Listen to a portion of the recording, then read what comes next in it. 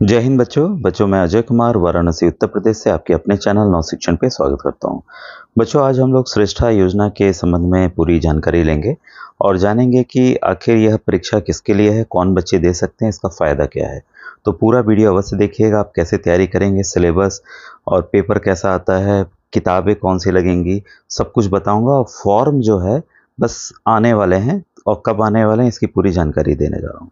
तो ये देखिए बच्चों, श्रेष्ठा योजना जो है केंद्र सरकार की योजना है और ये केवल और केवल अनुसूचित जाति वर्ग के जो बच्चे हैं उनके लिए बच्चों ये बनाई गई है। Residential education for students in high school in targeted areas. तो टारगेटेड एरियाज़ का मतलब है कि ऐसे बहुल क्षेत्र जहाँ पर अनुसूचित जाति वर्ग हैं और उनको पढ़ाई की बेहतरीन सुविधा नहीं मिल पा रही है, तो एक रूपता लाने के लिए ये स्कीम स्टार्ट की गई है। और ये देखिए जो एग्ज़ाम है वो नेशनल टेस्टिंग एजेंसी द्वारा लिया जाता है और ये बच्चों आप लास्ट ईयर का देख रहे हैं जब ये फॉर्म आए थे। तो लास्ट ईयर तो देखिए मार्च में ही आ गए थे, ठीक है, मार्च में आ गए थे, अप्रैल तक हो गए थे, लेकिन अभी तक फॉर्म नहीं आए हैं।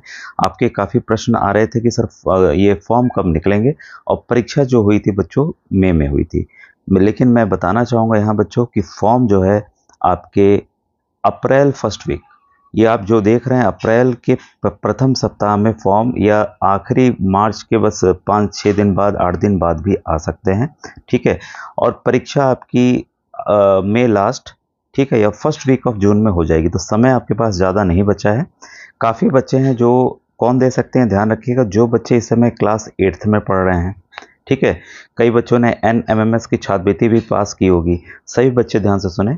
और जो बच्चे इस समय क्लास 10th में पढ़ रहे हैं, ठीक है, जिनका मार्च में एग्ज़ाम, बोर्ड एग्ज़ाम चल रहा है या ख़त्म हो चुका है, और 8th वाले में तो आपका बच्चों में एग्ज़ाम होगा, ठीक है। तो वही बच्चे देंगे। जो 9th में पढ़ रहे हैं या 11th में पढ़ रहे हैं या 7th में पढ़ रहे हैं वो नहीं दे पाएंगे। क्लियर कट सुनिएगा, ठीक है। और यहाँ पर आपका जो बच्चे जो 8th में पढ़ रहे हैं वो 9 से 12 तक फ्री पढ़ने वाले हैं। कैसे स्कूलों में, जहां आप मतलब सरकार ने ये सोचा कि भाई इन बच्चों को भी बेहतरीन आवासीय सुविधा दी जाए, जहां पर महंगी महंगी फीसें हैं, 2 से 4 लाख रुपए प्रति साल के लगते हैं, वहां आपको फ्री एजुकेशन दिया जाएगा, ठीक है। यहाँ पर सरकार आपका खर्च खुद देती है और आपको पैसे नहीं देने होते हैं। तो ये ध्यान रखिएगा। हाँ, ये है कि यहाँ पर आपकी इंग्लिश मीडियम में पढ़ाई होगी। जो बच्चे इंग्लिश में बिल्कुल नहीं जानते हैं या जिनको इंग्लिश कुछ भी नहीं आती है, तो वो कृपया सोच समझ के भरें, क्योंकि आपको बहुत मेहनत करनी पड़ेगी वहाँ पर पास करने के लिए, ठीक है। और 10th वाले बच्चे 11th और 12th में फ्री एजुकेशन लेंगे, ठीक है। तो इसके लिए बच्चों देखिए किताबें भी उपलब्ध हैं।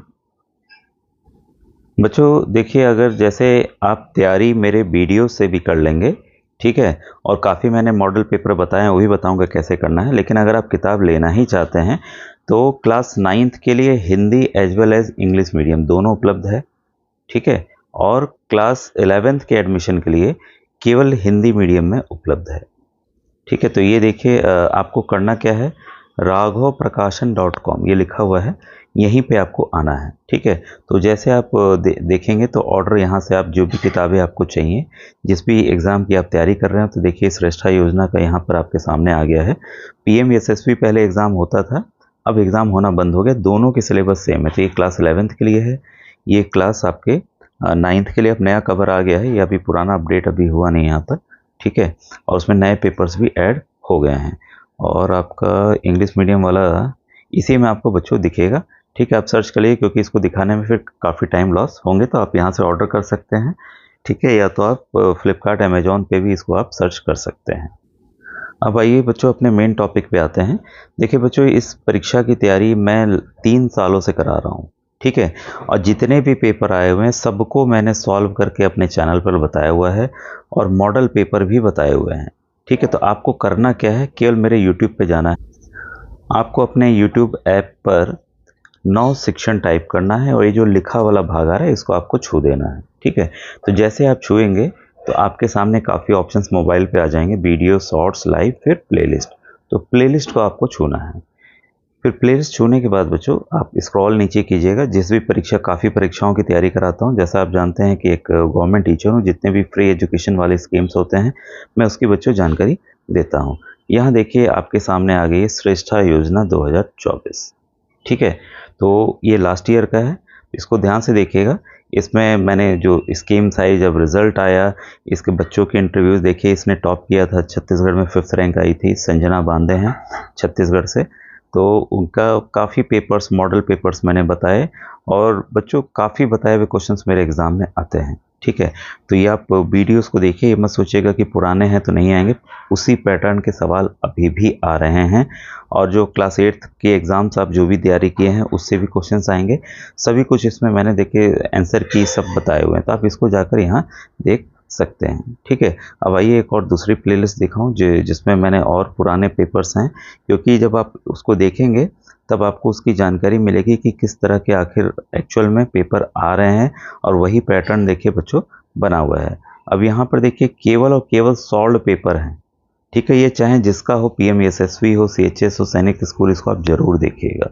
ठीक है, अब यहाँ पर आइए नीचे की तरफ और चलते हैं हम, और आपको एसएसवी स्कॉलरशिप स्कीम बेशक लिखी हुई है, लेकिन मैं बताया कि दोनों के सिलेबस सेम है।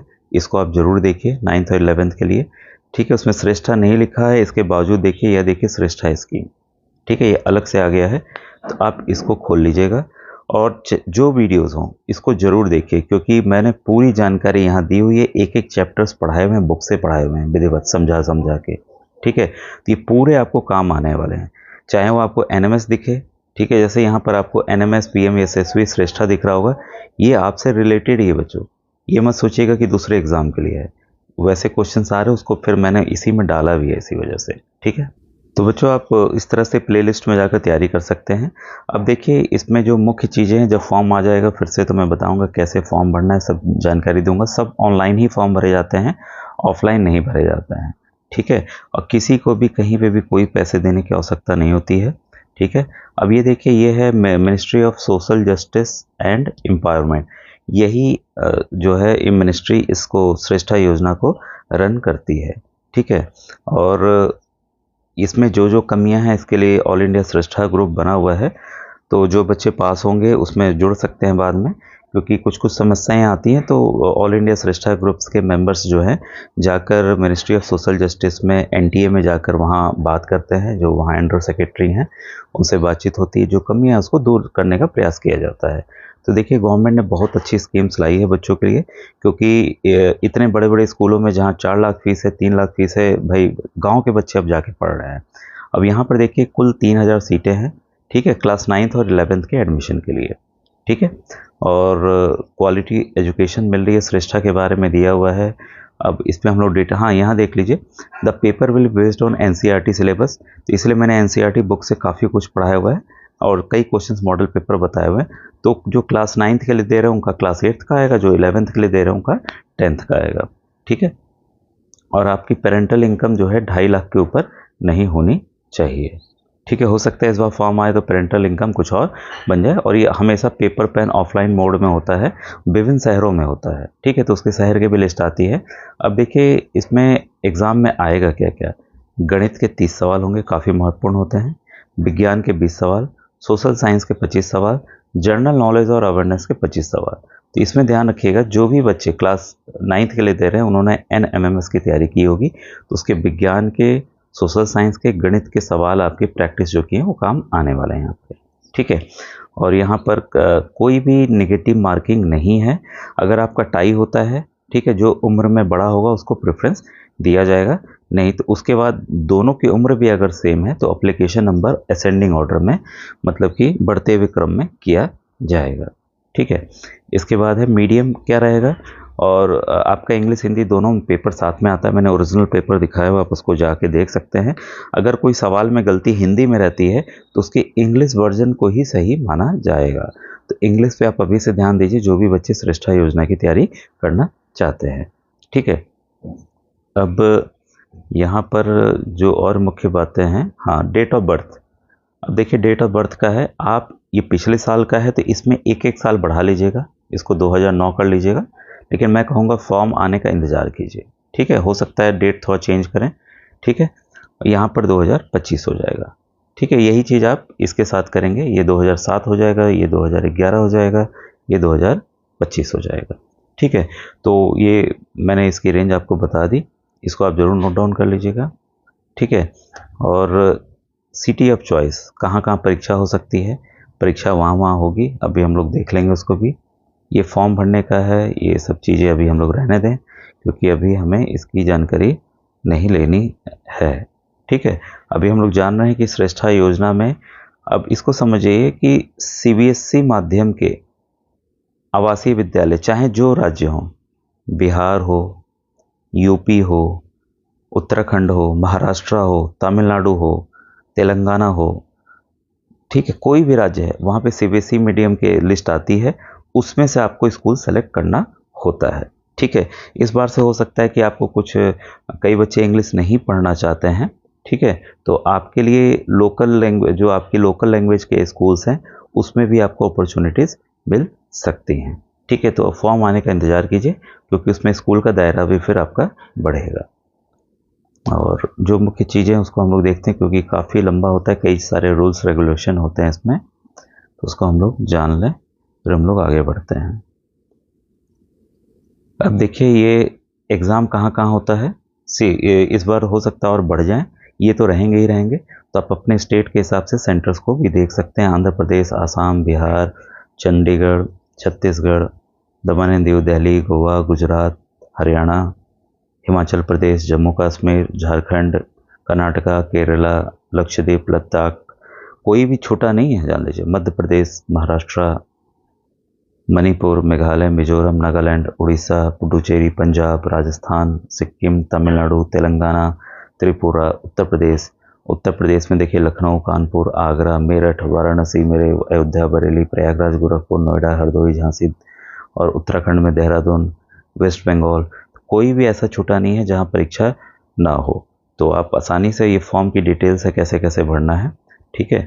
आप बच्चों तैयारी में लगे रहिए, फॉर्म कभी भी आ सकते हैं, और आपको मैंने बता दिया कि एग्ज़ाम आपका जो होगा वो मई में होगा या जून फर्स्ट वीक में हो जाएगा, और काउंसलिंग स्टार्ट हो जाएगी। काउंसलिंग कई राउंड होती है, इसको भी जानिएगा। काउंसलिंग पिछली बार बच्चों, काउंसलिंग 4 राउंड हुई थी, ठीक है। कई बार होते हैं बच्चे एडमिशन नहीं लेते हैं, या दूर मिलता है तो दूर जाते नहीं, अपने शहर को छोड़ना नहीं चाहते हैं, तो कई कारण होते हैं तो उसके पीछे। तो काउंसलिंग 4 राउंड तक होती है, जिनके कम भी नंबर आते हैं उनका भी सिलेक्शन होता है। मैंने कट ऑफ वीडियो बनाया हुआ है, वही जो प्लेलिस्ट बनाई हुई, इसमें जाकर आप बच्चों देख सकते हैं। कुछ पूछना हो इसके लिए मैंने ऐसे व्हाट्सएप ग्रुप भी बनाया हुआ है, तो व्हाट्सएप ग्रुप का लिंक वीडियो के डिस्क्रिप्शन में मैं दे दूंगा, तो आप जुड़ के फ्री तैयारी कर सकते हैं। और कुछ पूछना हो तो यूट्यूब के कमेंट सेक्शन में बच्चों पूछिएगा, ठीक है। Thank you very much.